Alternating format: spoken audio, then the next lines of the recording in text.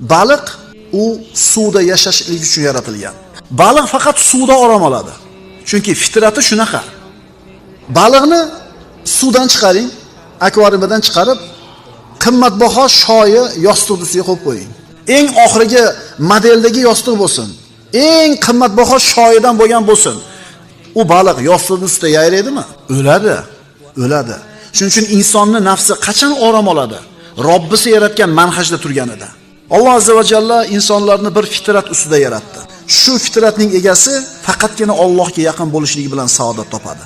Fa'aqim wajhaka lid-dini hanifa fitratallohi allati fataran-nasa alayha. Bas, ey Muhammad alayhisalom, o'zingizni doimo to'g'ri bo'lgan dinda, islomda tuting. Alloh insonlarni yaratgan tabiiy xilqatini saqlangiz. Insonning yaratilgan tabiiy xilqati Allohning manhajida turish. Baliq faqatgina suvda orom olganida